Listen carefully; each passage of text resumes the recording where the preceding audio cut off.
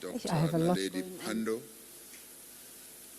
co-chairs of the Women's Economic Assembly, Dr. Futhi Mtoba, and Namhla Mniki, country representative of the UN Women, Ms. Aletta Miller,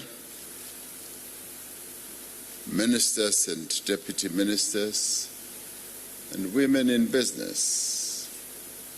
And I'm looking at all these wonderful, beautiful women who are leading business. Thank you for having me here amongst you. And I also extend my greetings to leaders of industries, members of the diplomatic community, donors, and partners and friends. And I also extend my greetings to those who are delegates and guests. And it is indeed a great honor for me to once again be given this opportunity to be in your midst, having launched your inaugural Women's Economic Assembly, and to now be at the second one. When we convened the first assembly last year, we were in essence starting out together on a journey not only to improve the lives of South African women, but to fundamentally make a meaningful contribution in transforming our country.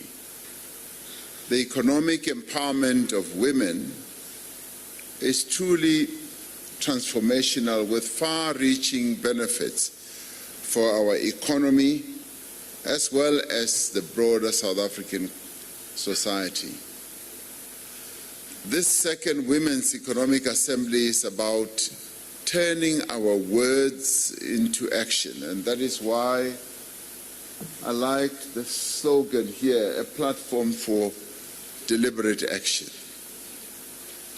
It is about translating commitments that we have made into reality and also turning promises into concrete action points, action projects or projects, but opportunities, and also creating jobs for the women of South Africa. It is essential to understand the context in which this Women's Economic Assembly is actually taking place. Next month, we will be convening the second Presidential Summit on Gender-Based Violence and Femicide, where we will be taking stock of the process that we've been involved in implementing the National Strategic Plan to end gender-based violence. As we know, women's economic empowerment is pillar number 5 of the National Strategic Plan, and the Women's Economic Assembly is a key mandate of that plan. Therefore, the outcomes of this year's assembly will in many ways inform the assessment that we need to make on progress that we have made in fighting gender-based violence and femicide. This assembly is also taking place as we implement the Economic Reconstruction and Recovery Plan that we adopted right in the midst of COVID to grow our economy, to support livelihoods, to create jobs, and to recover from the impact of COVID-19. And while the pandemic itself may be in abeyance, unemployment is not. The exclusion of women in playing a critical role in our economy is not in abeyance. As Minister Nkwada Mashabane said yesterday, the pandemic, its devastating impact on lives, jobs, and livelihoods will only be addressed as we increase the incidence of more jobs that are going to be created. And it continues to be women who bear the brunt of this devastating impact that COVID has had. We know that more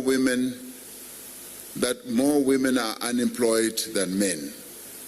In the second quarter of 2022, 47% of South African women aged between 15 and 64 years were recorded as economically inactive. This means that almost half of the working age women in our country are not active as part of the labor force, compared to 36% of their male counterparts. We know that most African women with jobs are employed essentially in low-skilled, low-paying and insecure jobs, where they can be told at the drop of a hat that you are dismissed and we don't even care about your CCMA and all these other processes go now. That is how insecure their jobs are. We know that poverty is higher amongst women, and we continue to say the face of poverty in our country is the face of an African woman. It is therefore critical that this Women's Economic Assembly must produce outcomes that uplift, that empower and expand women's access to all levers of our economy. In 6 months, we will be marking 20 years since the passage of one of the most important pieces of legislation of our democratic history, the Broad-Based Black Economic Empowerment Act. The process of black economic empowerment cannot be separated from women's economic empowerment. The two are intricately linked, and they must be seen as such, and they must be implemented as such. We cannot transform the racial patterns of ownership of the economy without changing the gendered ownership patterns and control. That must be seen to go together. This is what the Women's Economic Assembly is all about, to change this. While we have made substantial progress since the Broad-Based Black Economic Empowerment Act was passed 2 decades ago, we must still have much more to do. We still have further to go. A significant part of the work that lies ahead is to elevate the role and status of women within the economy in all sectors and at all levels.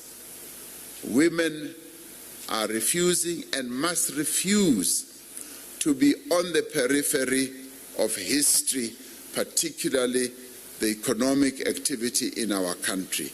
That you must refuse to do. You have to be in the center, and that is exactly where you belong. You have to be at the head of the boardroom table. Now, at yesterday's panel discussion, Minister Ndabeni Abrahams spoke about enterprise development being one of those areas in which we are falling seriously short when it comes to women-owned businesses. In some areas, we have been going backwards on issues like black management control and on giving more opportunities to black women for broadening empowerment. For this reason, as government, we introduced the target of 40% of public procurement for women-owned businesses. And even as we announced it, it startled a lot of people. They were rather taken aback by this. But it is the correct thing to do. It is absolutely the correct thing to do, because it is the women of our country who carry the heaviest burden when it comes to economic being held back, when it comes to economic inactivity.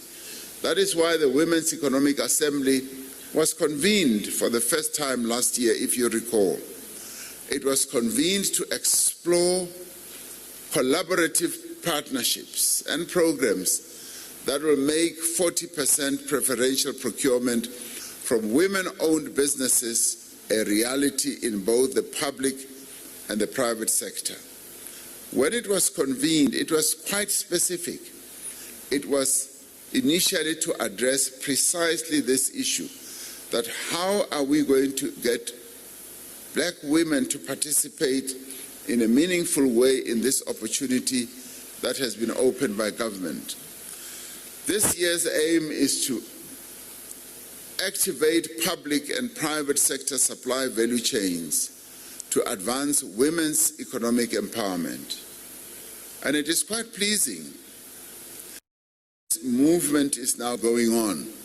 To hear Mr. Dlamini saying that their company, Massmart, has embraced this, and it is forging ahead. And in the future, it is going to have more and more products and possibly services that are generated by black women-owned businesses on their shelves and in their business. For a Walmart, all the way from the United States, to come and say we will embrace this, it's a great achievement. And we want this to spread more and more amongst South African corporates. There have been reports since yesterday on the status of the pledges and the commitments made at the Women's Economic Assembly last year. It is pleasing to note the depth of commitment of our partners in the private sector to achieve gender transformation in their industries. At the Gender Lens Investment Summit held in July under the auspices of the Women's Economic Assembly, the Industrial Development Corporation committed 9 billion rand towards gender lens investing, and the Public Investment Corporation committed a whopping 12.5 billion rand. And that shows and demonstrates commitment. As the term implies, gender lens investing is an approach that considers gender-based factors across investment processes to advance gender equality and better inform investment decisions. Work is underway to establish a gender collaborative fund to provide earmarked support for women entrepreneurs ready to scale their own businesses. The automotive sector has already come on board, as we had in the panel discussion earlier. The Automotive Industry Transformation Fund has committed to allocate 30% of overall spend for advancing gender transformation in the industry. Now, this and many others would not have happened if you had sat in a corner and not said anything. Because as the saying goes, "Uzayithola kanjani mawuhlezi ekhoneni?" How will you ever get it if you are seated in a corner? Now, you, as the women of South Africa, decided that on all aspects that affect your lives, you will not sit in the corner, and in fact, you refuse to sit in a corner. And as far as I know you don't want to sit in a corner. You are up front. Now, of the 13 transformation businesses that are supported by the fund that I've been talking about in 2022, 8 have been women-owned. The automotive sector has highlighted its commitment towards meaningful capacity building to ensure that they establish a pipeline of women leaders and owners, including a dealership development program. This, in the end, is commendable work. The level of consciousness in the private sector is also rising. The agricultural sector has been a valued partner as well, committing to establishing a localized manufacturing infrastructure that will support women-owned businesses and build capacity as well as skills through training programs. The Women's Economic Assembly itself encourages a range of sectors to commit to procuring more from women-owned businesses. We expect that more announcements will be made in this regard as we move on. We have heard presentations on the various value chain opportunities for women-owned businesses in several industries. Indeed, building gender-responsive value chains is critical.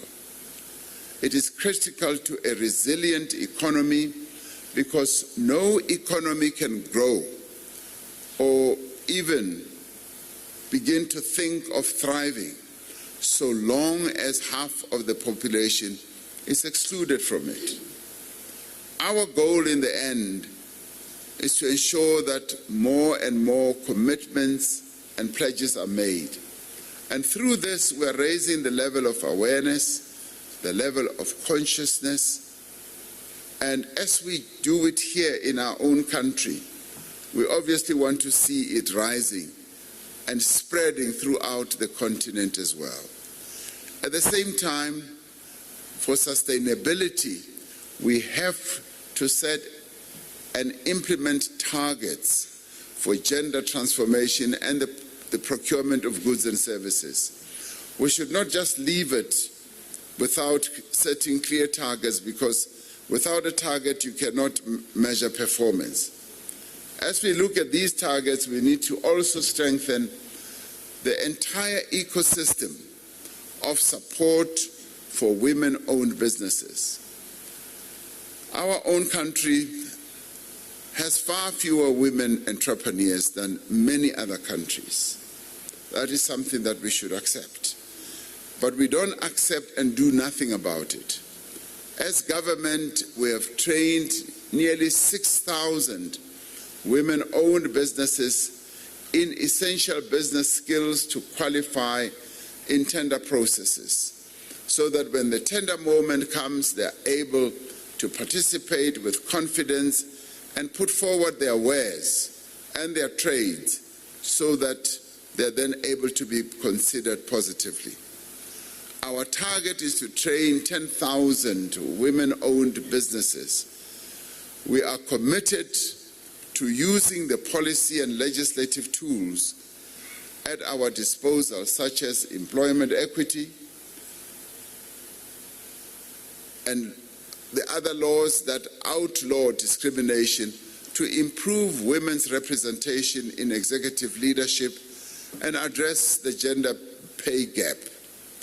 And I'd like to hear more and more women and women's organizations talk more and more about the gender pay gap, so that we can move more and more closer to eliminating and outlawing the gender pay gap, because it is hugely unfair. I am pleased that one of the topics under discussion has been how to leverage the opportunity presented by the African Continental Free Trade Area. Now, the AfCFTA is the singular and most important opportunity for growth and sustainability in industry for women and young people on the continent. every effort must be made to ensure that this opportunity is explored and taken advantage of. And I do agree with one of the speakers who said we actually need to have either workshops, webinars or summits on how we take advantage of the Africa Continental Free Trade Area as South Africans, how we surge into the rest of the continent with manufactured goods here, as well as services that we can provide for the rest of the continent, and how we can outcompete Western countries that have colonized the continent and continue to colonize the continent with their goods and services that come from outside our continent.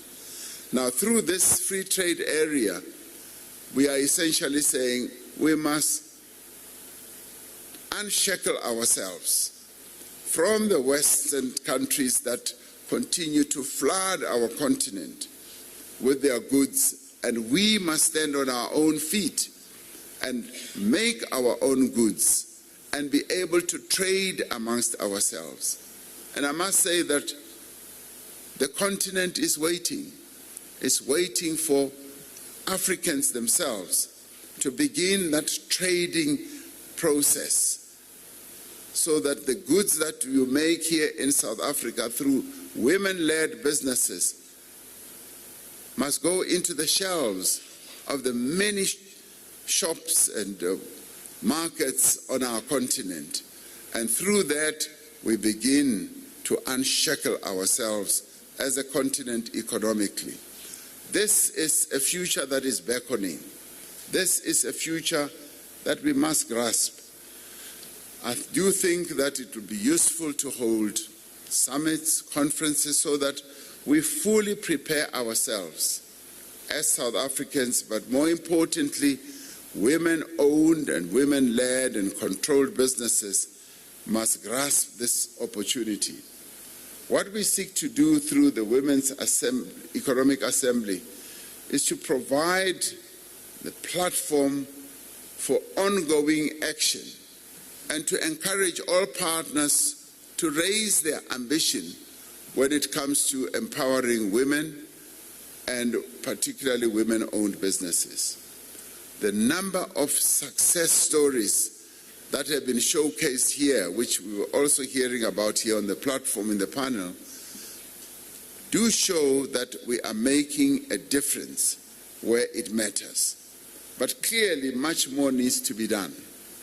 We need to be increasing the number of women entrepreneurs. We've now we're opening these doors.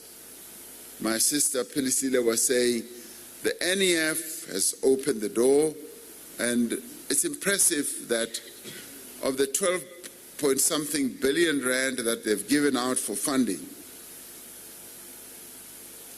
she says 40% has gone to women-owned businesses.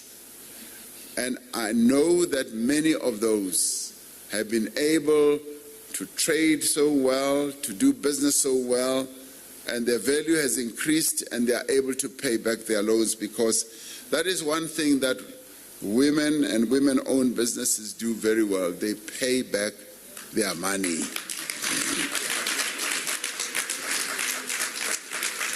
Now, this is thanks to the partnerships also that are forged between the public and the private sectors. Our economy cannot thrive without the full and equal participation of women. And I'm rather pleased that this reality is dawning on many of us, that without the participation more fully of women, we will not be able to move forward. It is like a car that has 6 cylinders trying to drive at top speed with just 2 or 3 cylinders. It will never reach the top speed. So we must make sure that this, our South African economy engine, operates at all its, with all its cylinders. That is why the work of the Women's Economic Assembly is of crucial importance and value. And through what we started last year, we have started something that is just going to keep on gaining momentum. And our task is to harness it, to broaden it, to bring more and more women in to participate. And I congratulate the private sector leaders who have taken this agenda seriously. Our approach has been to work in collaboration with the private sector to ensure that your businesses succeed and thrive while at the same time you contribute to the transformation of our country. It is encouraging to see excellent results that are coming through. We hope that this will serve to encourage other sectors to also become involved. To women in business present here today, I'd like to thank you for having the faith in our economy. And I also want to thank you for continuing to urge us in government. And may you never tire. Where you see us weakening, where you see us not meeting the objectives or the promises that we have articulated, we encourage you to keep raising it with us. Raise it with us so that we are able to get to where you want us to go, to be encouraged to keep going on despite this sometimes difficult environment that you may come across. It is always the fate of groundbreakers to deal with systemic challenges. If you are a first mover, you will always meet challenges. And if you are breaking ground and if you are a pioneer, there will always be challenges. And we say, never, never lose your courage and never tire. You are the hope for the coming generations. You are supposed to be the role model for the young women and the young girls who must see you succeed.